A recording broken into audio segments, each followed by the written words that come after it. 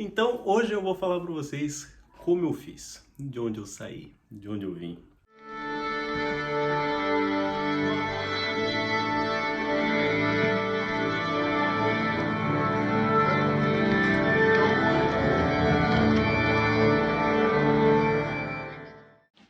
Oi, pessoal, tudo bem? Como que vocês estão? Tudo certinho por aí?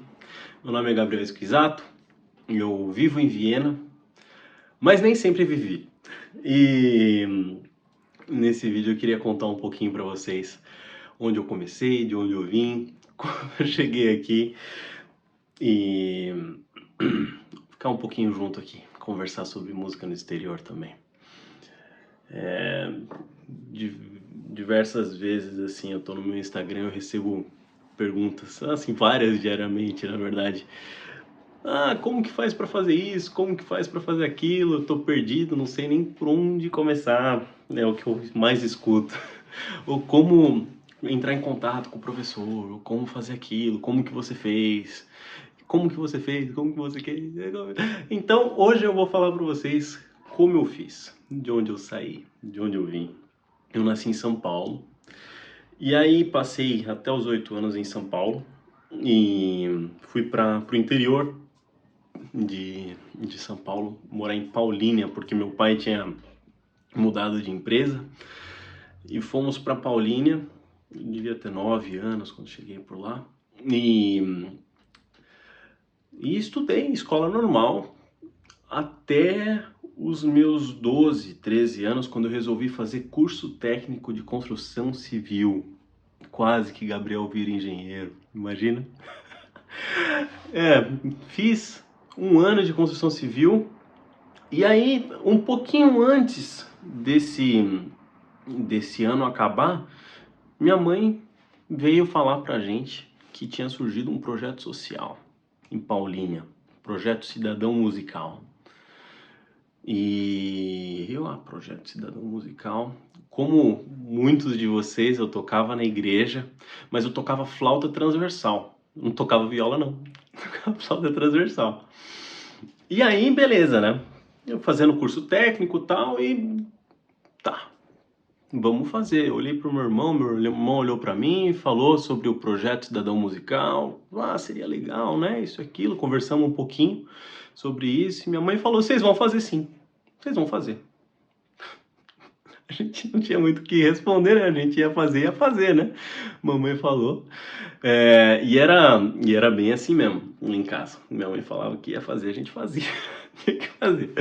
E aí, o que aconteceu foi o seguinte. Eu estudava no curso técnico e saía muito cedo de casa.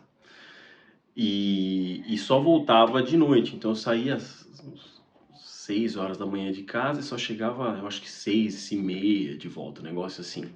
Aí o ônibus saía, ia para Limeira, que era onde eu fazia o meu curso técnico de construção civil, e de Limeira voltava para Paulínia, de noite. E aí, meu amigo falou, funciona porque os ensaios da orquestra começam só às 6h45, 7, um negócio assim. Funciona, vocês vão fazer a prova. E aí a notícia que eu não esperava era justamente essa, né? Que isso era um projeto só para cordas. E eu tocava flauta transversal. E aí eu falei, olha, mãe, eu acho que não vai dar para fazer isso e aquilo, vai ser muito complicado porque eu toco flauta e o projeto é só para corda, não tem como fazer. Eu vou, tem sim. Se tem corda no projeto de Paulínia, você vai fazer a prova com flauta, eles vão arrumar um professor. E foi assim que eu comecei a tocar viola, basicamente, porque eu fui com a flauta pro projeto. E aí cheguei lá na banca, tava André Micheletti, tava Eduardo Belo, se eu não me engano, tinha professores de violino. Nossa, enfim, eu sei que eu entrei com uma flauta, minha mãe atrás de mim falou, o menino toca flauta, meu irmão já tinha feito a prova, passado e tal. E aí a banca olha com um olhão assim pra minha mãe e não sabe o que fazer, né? O que você faria? Uma mãe, um filho e uma flauta. Não tem muito o que fazer. Me escutaram um pouquinho e aí logo que eu acabei de tocar, a banca olhou, então senhora Andréia, a gente é um projeto só para cordas. Mas ó, o Gabriel não toca violino? Não tocou já no violino do Felipe? Ela respondeu antes de mim. Eu tô pronto para falar não, minha mãe fala sim. Volta meu irmão com o violininho e me entrega. Eu acho que eu já tinha tocado um hino da igreja no violino. Eu toquei um hino da igreja no violino dele. E aí a banca falou, olha, ele é talentoso, mas ele é grande, né? Por que ele não toca na viola que a gente tem aqui? E aí eles tiram a viola, entregam pra mim, eu coloco a viola e fica muito melhor no meu corpo. E foi assim basicamente que eu comecei a tocar viola. Se essa banca não tivesse olhado para minha mãe naquele dia e falado, vamos tentar outra coisa, provavelmente eu não estaria em Viena. Provavelmente eu não estaria vivendo de música. Provavelmente eu estaria engenheiro. Provavelmente sem trabalho. Então é muito... Aconteceu de uma maneira muito inusitada, né? Toda essa coisa, a minha história com a música. E começou dessa maneira. E beleza, comecei curso técnico e aí de noite eu voltava para Paulínia e aí a coisa começou a esquentar, o caldo na viola, comecei a gostar, fazendo aula com o professor Emerson de Biagi e aí depois comecei a fazer aula com o professor Horácio Schaeffer e comecei a pegar gosto pelas coisas, coloquei o despertador para 1 hora antes antes de ir pro curso técnico, que eu continuei, não parei não, fui até o final no curso técnico e eu acho que eu posso construir até 80 metros quadrados hoje em dia, mas eu não exerço por um pouco de responsabilidade que eu tenho, claro, né? Então, eu continuei na viola mesmo, eu comecei a acordar 1 hora antes para estudar, porque eu estava muito empolgado e tinha decidido que eu ia fazer faculdade de música, né? Ah, beleza, fazer faculdade de música. E como que eu conto pros meus pais isso? Aí ficou aquela coisa, né? Faço música, faço engenharia. E aí conversei com meus amigos da Orquestra Jovem de Paulínia, falava pra eles, e aí tal. Não sabia muito bem o que fazer. E sempre aquela dúvida, né? Até que eu falei, olha, eu gosto mais de música. E eu já tinha ido para alguns festivais e eu gostei do estilo de vida do festival. Eu achei que ia ser só aquilo, né? Que ia ser uma tranquilidade, faz aula, faz ensaio e tal, e não tá tranquilo, essa é a vida do músico.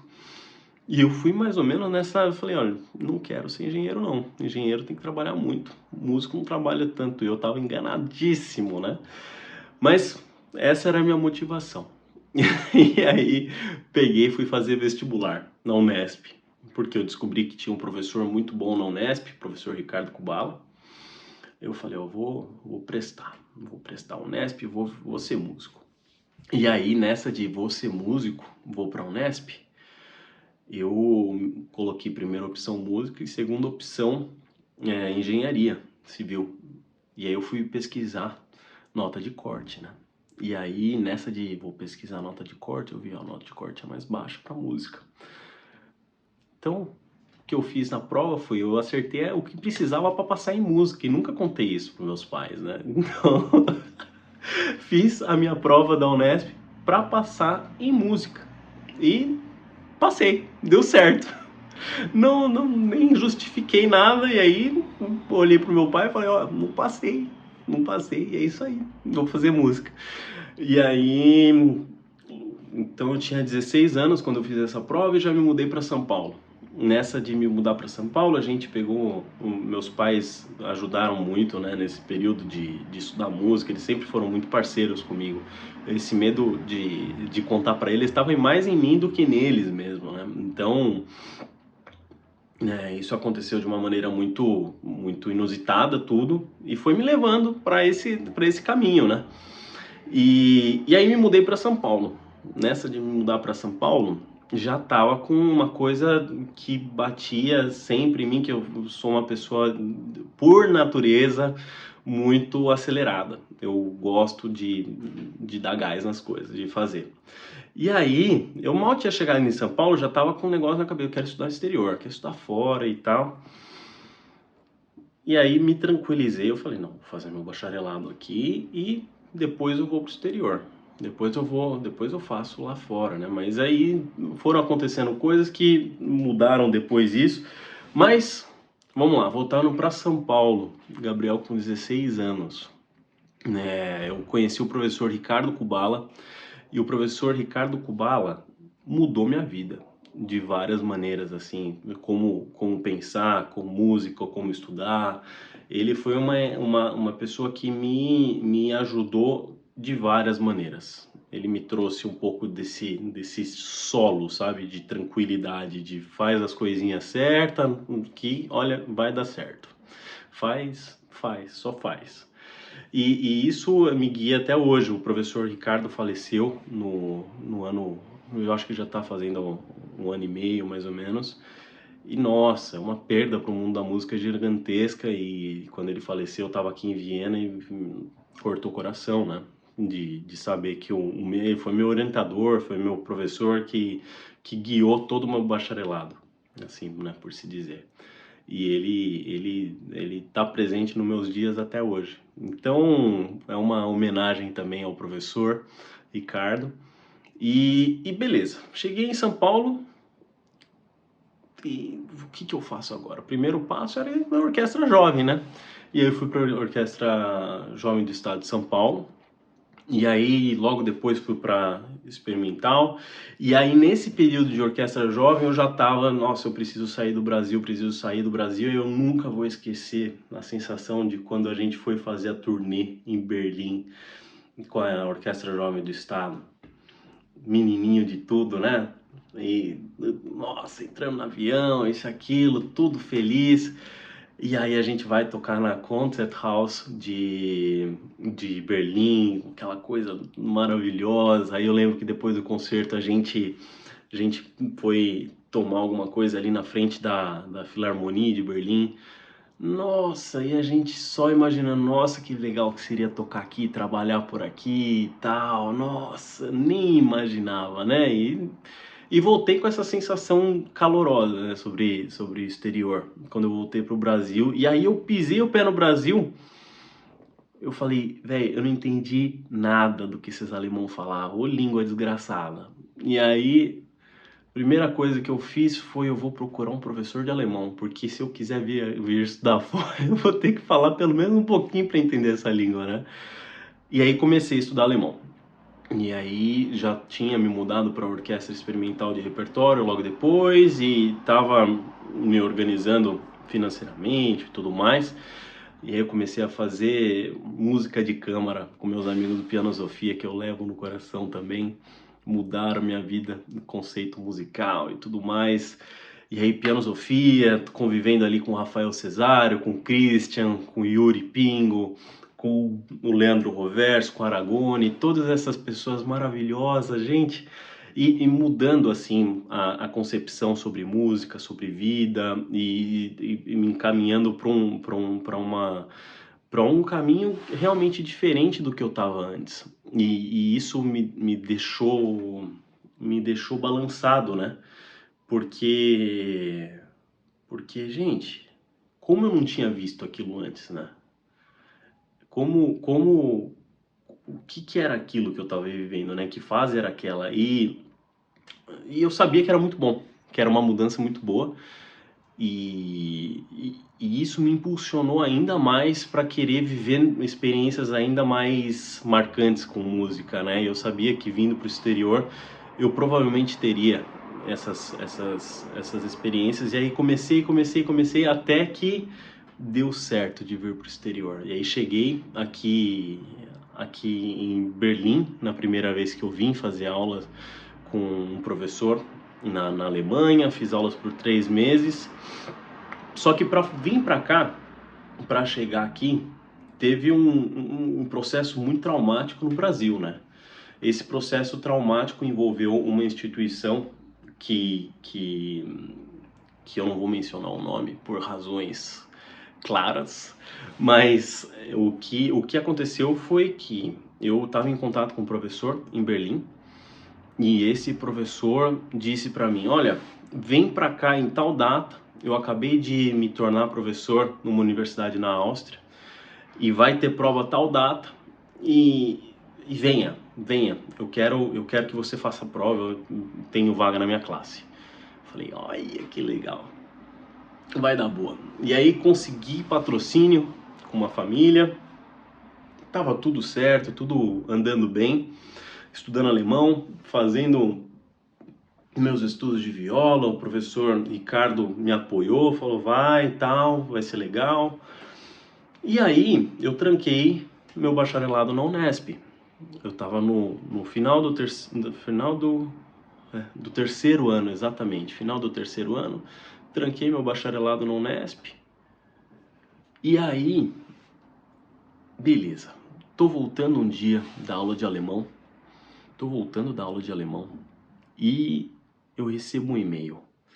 Nesse e-mail é o professor de Berlim falando para mim que a vaga na classe continuava lá, mas a prova tinha mudado de data. E eu tava com passagem comprada, eu tava com tudo organizado, eu tava com tudo no jeito, tudo. E não ia acontecer a prova. E tinha um voo de volta, tava tudo certo, né? E foi uma coisa que assim, eu falei, dá pra organizar, né? Até o momento que eu liguei pra pessoa que tinha me dado a bolsa. E aí, essa pessoa que tinha me dado a bolsa, escutou a notícia, eu mandei o print do e-mail, falei com ela, expliquei, e era clara uma situação que eu não tinha muita responsabilidade sobre, né? Não era culpa minha. Aí essa pessoa, na ligação, ela fala, Gabriel, mas você é um repetente agora no Brasil. E você vai ser o que no futuro? O que vai ser de você? Tadinho de você, Gabriel. Falou assim. E aí essa mulher fala isso pra mim, era acho que 9 horas da noite do Brasil, eu acho que ela não tava 100% sóbria. E aí, rapaz, eu fico mal. Eu volto pra Paulínia, pego o ônibus com o olho todo vermelho de tanto chorar. E desesperado, e as palavras dela ressoaram em mim. Eu falei, o que vai ser de mim? Essa mulher não pode estar errada. Essa mulher já deve ter visto muita coisa. O que vai ser de mim? E fiquei assim, sem chão, sabe? Sem chão, completamente sem chão. E voltei pra casa dos meus pais. Meus pais, eles com muita tranquilidade conversaram comigo e falaram: não, mas ó, pega essa oportunidade, vai pra Berlim. De repente você já é mesmo, tá tudo bem, daqui a pouco vai passar e é isso aí, você vai fazer seu bacharelado ou lá ou aqui, você vai virar bacharel de qualquer jeito, fica tranquilo, tá tudo bem. E aí me acalmei, voltei para São Paulo e tal. Agradeci a pessoa que tinha me dado, ela não cancelou a passagem, né? Essa família. E aí eu fui para Berlim, foi uma experiência maravilhosa. E não aconteceu a prova, voltei para o Brasil, destranquei a Unesp e acabei meu bacharelado. Então, no final, todo mundo saiu vivo. E, e bem, né? É, mas o que aconteceu foi que eu me formei na Unesp e já resolvi vir pro exterior, né? E aí, o que aconteceu foi que essa família que estava dando bolsa para várias pessoas, eles começaram a dar um monte de bolsa e não aguentaram. Não aguentaram pagar por tudo isso, mudaram de planos e no final das contas, a melhor coisa que me aconteceu foi não estar envolvido financeiramente com essa família. E depois deu certo que eu consegui bolsa para uma instituição suíça e isso me deixou muito tranquilo, né? Saber que o destino escreve as linhas onde elas querem e sempre é o melhor, né? Que acontece com a gente. E aí, beleza. Resolvo que eu quero estudar no exterior, do mesmo jeito, já tinha acontecido aquilo, já me sentia preparado para a próxima pancada e vamos nessa. Acabei meu bacharelado, todo feliz e falei, eu vou me organizar para ir pro exterior. E aí, beleza, me inscrevo para algumas provas de mestrado, já estava falando um pouco melhor alemão, já estava no jeito. E aí, E aí eu resolvo que eu quero fazer prova em Leipzig. Aí tinha uma outra universidade em Salzburg que eu queria fazer prova. E depois Viena acabou surgindo por razões do destino também. E aí vou para Leipzig, faço a prova. Aprovado. Vou para Salzburg, faço a prova, aprovado. E aí vou para Berlim, vim para Viena fazer a prova, aprovado também. Gente, eu falei, olha, aprovado nas três. Que legal, né? E pensar que uns anos atrás essa pessoa tinha falado que eu era que o que ia ser do Gabriel, né? Então, ainda bem que eu não acreditei, né? No que ela me falou. Aprovado. E aí, a dificuldade boa, né, era escolher para qual cidade que eu ia vir. E aí eu resolvi que ia vir para Viena. E todo esse processo de mudança foi muito bom também. Eu ainda não tinha conseguido a bolsa. E assim que eu passei nas universidades, eu voltei para o Brasil, né? E esse período de volta para o Brasil é sempre uma loucura. Esse períodozinho, geralmente é de 1 mês e meio, 2 meses que você tem entre as provas, entre a aprovação das provas e o retorno para a Europa, né? Então tem esse gapzinho que é para arrumar dinheiro, é para fazer contato, para organizar tudo, tem que organizar a vida. E esse período que eu voltei para o Brasil foi uma loucura, porque eu tinha que deixar a procuração com meus pais, fazer tradução, juramentação de documentos, falar com quem tinha que falar para arrumar um lugar para ficar por um período quando me mudasse. E aí resolvi que ia vir para Viena. Aí uma família maravilhosa me ajudou por bastante tempo, na verdade. E eu não pedi permissão para falar dessa família, mas são maravilhosos. Eles me ajudaram de uma maneira que eu nunca vou ter palavra para agradecer. E aí as coisas foram se organizando. Aí consegui um pouquinho de dinheiro, tal, isso e aquilo, e no final das contas estava tudo organizado. E aí vamos lá, né? Vamos despedir da família, e meus pais, meus avós foram pro aeroporto junto comigo, aquele abraço, tal. E essa cena do aeroporto é uma cena que me marcou muito. Eu acredito que marca muito para todo mundo que vem para o exterior, esse abraço na família, nos amigos antes de vir, né? E aí cheguei por aqui e tal, vamos lá, né? Começar a vida de estudante, né? E me matriculei na universidade, fiz toda a parte burocrática que era necessária, fiz o visto. Sempre muito estressante fazer visto no exterior. E aqui em Viena, especialmente, a gente tem o MA35, que não é uma organização mais amigável da Europa, vamos dizer assim. Mas acabou que eu estava com toda a documentação organizadinha, tudo mais. E entreguei, e assim que eu entreguei a minha documentação, voltei para casa tranquilo e acontecem coisas, né, com visto. Eu acho que no futuro eu vou fazer um vídeo só sobre visto, para falar para vocês como funciona essa coisa. Mas olha, assim que eu cheguei em casa, eu já tinha bolsa, né, de estudo dessa organização suíça. E aí eu cheguei em casa, passou uma semaninha, uma semana e meia. O que aconteceu foi que chegou um e-mail dessa organização do MA35 pedindo para eu mandar uma nova comprovação de renda. E aí, gente, uma semana e meia você gastou dinheiro. Eu lembro que era justo numa quebra de um mês para o outro, já tinha pago aluguel, tal, isso e aquilo. Enfim, aí tem esses probleminhas burocráticos que você não tem como prever, e é bom sempre bom ter saídas, né?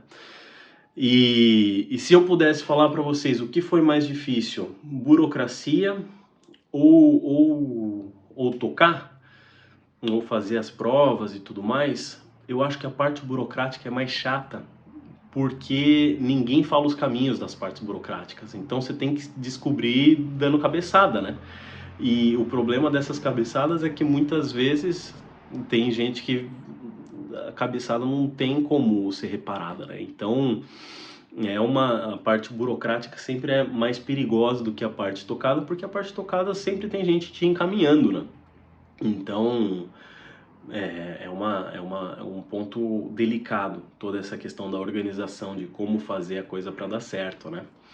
E, e aí, depois que eu comecei os estudos, estava com visto e tudo mais, aí é tranquilo. Aí é se estabelecer, né? E começar a trabalhar, começar a se organizar para fazer dinheirinho extra, para organizar suas finanças e deixar a casa em ordem, né? E, e assim, muitas das pessoas que vêm para cá com bolsa e não tem uma organização financeira, acaba vendo esse bando de dinheiro entrando de uma vez só na conta e em 3, 4 meses o dinheiro já foi porque nunca teve habituado com essa organização de dinheiro, né? E vê, caiu 17 mil euros na minha conta. E a pessoa esquece que são 17 mil euros por 12 meses. Então, essa que quando caiu a minha primeira parcela, a minha bolsa, no primeiro ano, eu olhei para aquela dinheirama toda, eu falei, meu Deus, é muito dinheiro. E aí eu dividi por 12, eu falei, meu Deus, não é tanto dinheiro. Então, tem toda essa questão de colocar a cabeça no lugar que te traz um pouco de tranquilidade, de falar, olha, não tem muito, não está faltando, mas tem que fazer isso aqui, tem que trabalhar um pouquinho extra aqui, tem que dar um jeito aqui, tem que organizar ali, tem que fazer essa burocracia para não dar errado daqui um tempinho. Mas a minha cabeça sempre esteve focada no em salvar a energia do Gabriel do futuro. Eu olhava para o problema e falava, o Gabriel do futuro vai ter problema com essa coisa aqui? E aí, se o Gabriel do futuro ia ter problema, eu sempre dava um jeito de pegar esse problema e resolver na hora, para evitar dor de cabeça para o Gabriel do futuro. E esse é um conselho que eu dou para todo mundo que quer estudar no exterior, poupe energia da sua pessoa do futuro. Resolve o que dá para resolver agora, com tranquilidade. E aí, para chegar onde eu tô hoje, que é um Gabriel de tranquilidade, um Gabriel que tá casado, um Gabriel que trabalha bastante, um Gabriel organizado financeiramente, foi muito trabalho constante. Não foi fácil, não é fácil, mas é gostoso olhar para trás e ver que eu caminhei até aqui com problemas e com isso e com coisinhas, mas que deu certo. Fazendo com constância o que eu me propus a fazer, de estudar, de me organizar financeiramente, de saber as burocracias que eu ia precisar enfrentar para conseguir conquistar o que eu queria, valeu a pena. Valeu a pena ter começado lá em Paulínia e chegar em Viena e ter trabalho todos os dias e poder caminhar e ver o Danúbio de manhã, ter a rotina que eu tenho. Então foi um caminho conquistado realmente com muita batalha, muita luta e muita constância. Então eu fico feliz de poder falar um pouquinho sobre a minha trajetória, porque muitas pessoas que vão assistir esse vídeo vão conseguir se identificar e ver em algum momento da vida que tá e tudo mais, pode ser que ajude pessoas que estão querendo traçar uma trajetória parecida de vida no exterior e até curiosidade, né, das pessoas que assistem o vídeo, acho que é legal também. Então, gente, um beijo para vocês. A gente fica aqui e não deixe de assistir os vídeos sobre organização se você está vindo para o exterior. Eu vou começar a passar passos a passos para vocês que querem estudar fora. Tá bom? Um beijão. Tchau, tchau, gente.